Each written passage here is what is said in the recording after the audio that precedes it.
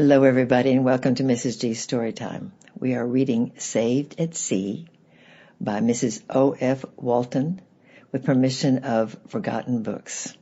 And we are on Chapter 5, The Unclaimed Sunbeam. My grandfather and Jim Mellor were sitting over the fire in the little washroom in the lighthouse tower, and I sat beside them with the child on my knee. I had found an old picture book for her, and she was turning over the leaves and making her funny little remarks on the pictures. "Well, Sandy," said Miller, "what shall we do with her?" "Do with her," said my grandfather, stroking her little fair head. "We'll keep her, won't we, little lassie?" "Yes," said the child, looking up and nodding her head, as if she understood all about it. "We ought to look up some of her relatives, it seems to me," said Jim. "She's sure to have some somewhere." "And how are we to find out?" asked my grandfather. "Oh, the captain can soon make out for us what ship is missing, and we can send a line to the owners. They'll know who the passengers were." "Well," said my grandfather, "maybe you're right, Jim. We'll see what they say. But for my part, if they that cares for the child is at the bottom of that sea, I hope no one else will come and take her away from us." "If I hadn't so many of them at home," began Miller. "Oh, yes, my lad, I know that," said my grandfather, interrupting him. "But thy house is full enough already. Let the wee lassie come to Alick and me. She'll be a nice little bit of company for us. And Mary will see to her clothes, and such like, I know." "Yes, she will," said her husband. "I do declare she's been crying about that child the best part of the day." "She has, indeed." My grandfather followed Jim's advice, and told Captain Sawyers, when he came in the steamer the next morning, the whole story of the shipwreck, and asked him to find out the name and the address of the owners of the vessel. Oh, how I hoped that no one would come to claim my little darling. She became dearer to me every day, and I felt as if it would break my heart to part with her. Every night when Mrs. Miller had undressed her, she knelt beside me in her little white nightgown to talk to God, as she called praying. She had evidently learned a little prayer from her mother, for the first night she began of her own accord. "Jesus, Eppie, hear me." I could not think at first what that was she was saying, but Mrs. Miller said she had learnt the hymn when she was a little girl, and she wrote out the first verse for me, and every night afterwards I let the child repeat it after me. "Jesus, tender shepherd, hear me. Bless thy little lamb tonight. Through the darkness be thou near me. Keep me safe till morning light." I thought I should like her always to say the prayer her mother had taught her. I never prayed myself. My grandfather had never taught me. I wondered if my mother would have taught me if she had lived. I thought she would. I knew very little in those days of the Bible. My grandfather did not care for it, and I never read it. He had a large Bible, but it was always laid on top of the chest of drawers as a kind of ornament, and unless I took it down to look at the curious old pages inside, it was never opened. Sunday on the island was just the same as any other day. My grandfather worked in the garden or read the newspaper just the same as usual. I rambled about the rocks and did my lessons or worked in the house, as I did every other day in the week. We had no church or chapel to go to, and nothing happened to mark the day. I often think now of that dreadful morning when we went across the stormy sea to that sinking ship. If our boat had capsized then, if we had been lost, what would have become of our souls? It's a very solemn thought, and I can't be too thankful to God for sparing us both a little longer. My grandfather was a kind-hearted, good-tempered, honest old man, but I know now that it's not enough to open the door of heaven. Jesus is the only way there, and my grandfather knew little of and cared nothing for him. Little Tempy became my constant companion, indoors and outdoors. She was rather shy of the little Mellors, for they were noisy and rough in their play, but she clung to me and never wanted to leave me. Day by day she learned new words and came out with such odd little remarks of her own that she made us all laugh. Her great pleasure was to get hold of a book, pick out the different letters of the alphabet, which, although she could hardly talk, she knew quite perfectly. Dear little pet, I can see her now, sitting at my feet on a large flat rock by the seashore, and calling me every minute to look at A or B or D or S. And so by her pretty ways she crept into all of our hearts, and we quite dreaded the answer coming to the letter my grandfather had written to the owners of the Victory, which we found was the name of the lost ship. It was a very wet day, the Monday, that the answer came. I had been waiting some time on the pier and was wet through before the steamer arrived. Captain Sawyer handed me the letter before anything else, and I ran up with it to my grandfather at once. I could not wait until our provisions and supplies were brought on shore. Little Tempy was sitting on the stool at my grandfather's feet, winding a long piece of tape round and round her little finger. She ran to meet me as I came in, and I held up her face to be kissed. What if this letter should say she had to leave us and go back by the steamer? I drew a long breath as my grandfather opened it. It was a very civil letter from the owners of the ship, thanking us for all we had done to save the unhappy crew and passengers, but saying they knew nothing of the child or her belongings, as no one of the name of Villars had taken a cabin, and there was no sailor on board by that name. But they said they would make further inquiries in Calcutta, from which port the vessel had sailed. Meanwhile, they begged my grandfather to take charge of the child, and assured him he would be handsomely rewarded for his trouble. "That's right," I said when he had finished reading it. "Then she hasn't to go yet." "No," said my grandfather. "Poor wee lassie, we can't spare her yet. I don't want any of their rewards, Alec, not I." "That's reward enough for me," he said, as he lifted up the child to kiss his wrinkled forehead. Chapter 6. The Old Gentleman's Question. The next morning, Tempy and I went down together to the pier to await the arrival of the steamer. She had brought a doll with her, which Mrs. Miller had given her, and of which she was very proud. Captain Sawyer sent for me as soon as the steamer came up to the pier, and told me that 2 gentlemen had come to see my grandfather. I held the child's hand very tightly in mine, for I had felt sure they had come for her. The gentlemen came up the steps a minute or 2 afterwards. One of them was a middle-aged man with a very clever face, I thought. He told me he had come to see Mr. Alexander Ferguson, and asked me if I could direct him which way to go to the house. "Yes, sir," I said. "Mr. Ferguson's my grandfather." And so he went up towards the lighthouse. Tempy and I walked first to lead the way, and the gentleman following. The other gentleman was quite old, and had white hair and gold spectacles and a pleasant, kindly face. Tempy could not walk very fast, and she kept running first to one side and then to the other, to gather flowers or pick up stones, so I took her in my arms and carried her.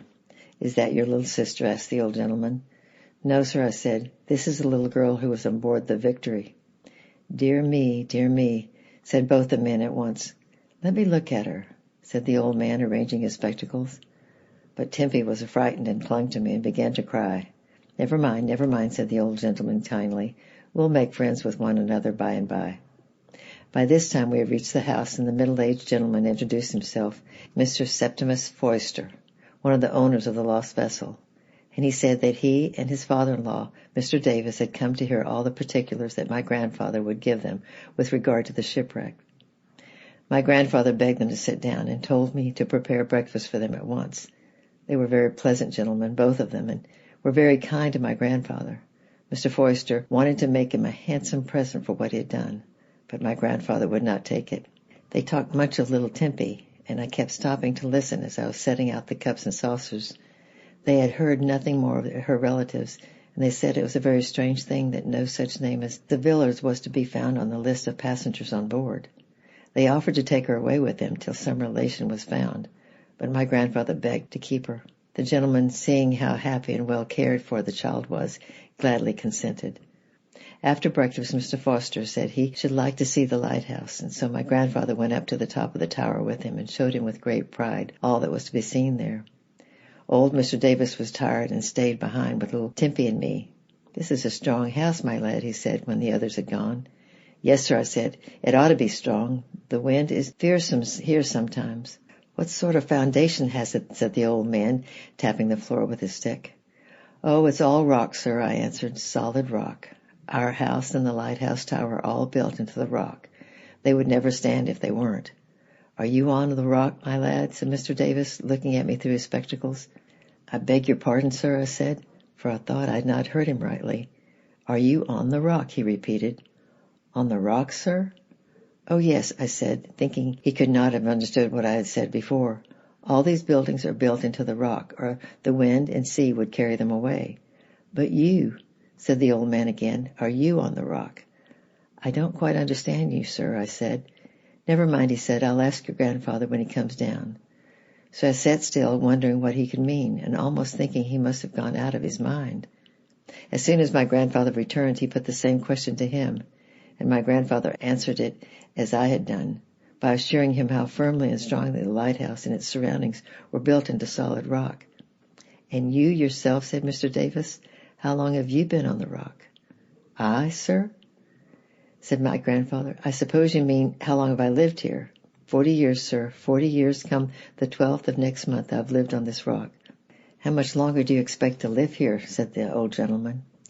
"Oh, I don't know, sir," said my grandfather. "As long as I live, I suppose. Alec here will take my place by and by. He's a fine, strong boy, is Alec, sir." "And where will you live when you leave the island?" I asked Mr. Davis. "I never mean to leave it," said my grandfather. "Not till I die, sir." "And then, where will you live then?" "Oh, I don't know, sir," said the grandfather. "In heaven, I suppose. But dear me, I'm not going there just yet," he said, as if he did not like the turn the conversation was taking. "Would you mind asking me one more question?" said old Mr. Davis. "Would you kindly tell me why you think you'll go to heaven? You won't mind my asking, will you?" "Oh, dear, no," said my grandfather. "Not at all, sir. Well, sir, you see, I've never done anyone any harm, and God is very merciful, and so I've no doubt that it will be all right at last." "Well, my dear friend," said the old gentleman, "I thought you said you were on the rock. You're not on the rock at all. You're on sand." He was going to add more when one of Captain Sawyer's men ran up to say the steamer was ready to start, and would they kindly come at once, as it was late already. So the two gentlemen jumped up and prepared hastily to go down to the beach. But as old Mr. Davis took leave of my grandfather, he said earnestly, "My friend, you are building on the sand. You are indeed. It won't stand the storm. No, it won't stand the storm." He had no time to say more. The sailor hastened him away. I followed them down to the pier and stood there watching the steamer prepare to start. It was a little delayed after the gentleman went on board, and I saw Mr. Davis sit down on a seat on deck and take out of his pocketbook and write something on one of the leaves. And then he tore the leaf out and gave it to one of the sailors to hand to me as I stood on the pier. In another moment, the steamer had started. Chapter 8. A Thick Fog. That little piece of paper which was given me that day, I have it still, put by amongst my greatest treasure. There was not much written on it, only 2 lines of a hymn. "On Christ the solid rock I stand, all other ground is sinking sand." I walked slowly up to the house thinking. My grandfather was out with Jim Miller, so I did not show him the paper then. But I read the lines many times over as I was playing with little Timpy, and I wondered very much what they meant. In the evening my grandfather and Jim Miller generally sat together over the fire in the little watchroom upstairs, and I used to take little Timpy up there until it was time for her to go to bed. She liked climbing up the stone steps into the lighthouse tower, and she used to call out, "Up, up, up," as she went along until she reached the top step, and then she would run into the watchroom with a merry laugh. As we went in this evening, my grandfather and Jim were talking together of the visit of the 2 gentlemen. "I can't think what the old gentleman meant by the rock," my grandfather was saying. "I couldn't make head or tail of it, Jim. Could you, my lad?" "Look there, grandfather," I said, as I handed him the little piece of paper and told him how I got it. "Well, to be sure," said my grandfather. "So he gave you this, did he?" And he read aloud, "On Christ the solid rock I stand, all other ground is sinking sand." "Well now, Jim, what does he mean?" He kept on saying to me, "You're on sand, my friend, you're on sand, and it won't stand the storm." What do you make of it, Jim? Did you hear him, my lad? "Yes," said Jim thoughtfully, "and it set me to thinking. Sandy, I know what he meant well enough, but pray, what may that be?" "He meant that we can't get to heaven except we come to Christ. We can't get no other way. That's just what it means, Sandy." "Do you mean to tell me," said my grandfather, "that I shan't get to heaven if I do my best?" "No, it won't do, Sandy. There's only one way to heaven, and I know that well enough." "Dear me, Jim," said my grandfather, "I never heard you talk like that before." "No," said Jim, "I forgot all about it since I came to the island. I had a good mother years ago, and I ought to have done better than I have done." He said no more, but he was very silent all the evening. Grandfather read his newspaper aloud and talked about all the manner of subjects, but Jim Miller's thoughts seemed far away. The next day was his day for going on shore, and my grandfather and Jim took it in turns. The last Friday in every month, it was the only time they were allowed to leave the island. When it was my grandfather's turn, I generally went with him, and much enjoyed getting a little change. But whichever one of them went, it was a great day with us on the island, for they brought any little things that we might be needing for our houses or gardens, and did any business that had to be done on shore. We all went down to the pier to see Jim Miller start, and as I was helping him to get on board some empty sacks and some other things he had to take with him, he said to me in an undertone, "Alec, my lad, keep that bit of paper. It's all true that the old man said. I've been thinking of it ever since, and Alec," he whispered, "I believe I am on the rock now." He said no more, but arranged his oars, and in a minute more he was off. But as he rowed away, I heard him singing softly to himself, "On Christ the solid rock I stand, all other ground is sinking sand. All other ground is sinking sand." We watched the boat out of sight and then went home, wishing that it was evening and that Jim was back again with all the things we had asked him to get for us. That was a very gloomy afternoon. A thick fog came over the sea and gradually closed us in, so that we could hardly see a step before us on the beach. Little Tempy began to cough, so I took her indoors and amused her there with a picture book. It grew so dark that my grandfather lighted the lighthouse lamps soon after dinner. There was a dull yellow light over everything. I never remember a more gloomy afternoon. As evening came on, the fog grew denser, till at length we could see nothing outside the windows. It was no use looking out for Jim's return, for we could not see the sea, much less any boat upon it. So we stayed indoors, and my grandfather sat by the fire smoking his pipe. "I thought Jim would have come here before now," he said at length, as I was putting out the cups and saucers for tea. "Oh, he'll come before we finish tea, I think, grandfather," I answered. "I wonder what sort of a spade he'll have got for us." When tea was over, the door opened suddenly, and we looked up, expecting to see Jim enter with our purchases. But it was not Jim. It was his wife. "Sandy," she said, "what time do you make it? My clock stopped." 20 minutes past 6, said my grandfather, looking at his watch. "Past 6, she repeated. "Why, Jim's very late." "Yes," said my grandfather, "I'll go down to the pier and have a look out." But he came back soon, saying it was impossible to see anything. The fog was so thick he was almost afraid of walking over the pier. "But he's bound to be in at 7, he said, for that was the hour the lighthousemen were required to be on the island again. So he'll soon be up now." The clock moved on, and still Jim Miller did not come. I saw Mrs. Miller running to her door every now and then with a baby in her arms to look down the garden path. But no one came. At last the clock struck 7. "I never knew him to do such a thing before," said my grandfather as he rose to go down to the pier once again. Chapter 8. Waiting for the boat. Poor Mrs. Miller went out to her house and followed my grandfather down to the pier. I waited indoors with little Tippy, straining my ears to listen for the sound of their footsteps coming back again. But the clock struck 7:30, and still no sound was to be heard.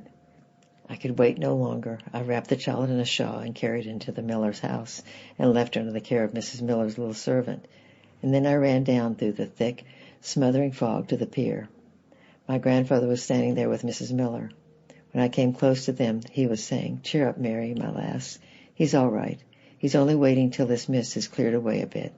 You go home, and I'll tell you as soon as ever I hear is both coming. But you're wet through, woman. You'll get your death of a cold." Her thin calico dress was soaked with the damp in the air, and she was shivering and looked as white as a sheet. At first she would not be persuaded to leave the pier, but as time went on it grew darker and colder, and she consented to do as my grandfather told her, and he promised he would send me up to the lighthouse to tell her as soon as Jim arrived. When she was gone, my grandfather said, "Alec, there's something wrong with Jim. Depend upon it." I didn't like to tell her so, poor soul. If only we had the boat, I would go out a better way and see. We walked up and down the pier and stopped every now and then to listen if we could hear the sound of oars in the distance, for we should not be able to see the boat till it was close upon us, so dense had the fog become. "Dear me," my grandfather kept saying anxiously, "I wish he would come." My thoughts went back to the bright sunny morning when Jim Miller had started, and we heard him singing as he went those 2 lines of the hymn, "On Christ the solid rock I stand, all other ground is sinking sand." The time passed on. Would he never come? We grew more and more anxious. Mrs. Miller's servant girl came running down to say her mistress wanted to know if we heard anything yet. No, my grandfather said, nothing yet, my lass, but it can't be long now. Mrs. is so poorly, said the girl. I think she's got a cold, and she shakes all over, and she keeps fretting so. Poor soul. Well, perhaps it's better so. Whatever do you mean, grandfather? I asked. Well, if something's amiss, she won't be taken back if she wasn't afraid. And if Jim's all right, well, she's only to be better pleased. The girl went back, and still we waited on the pier. Grandfather, I said at length, I think I hear a boat. It was a very still night, and we stood and listened.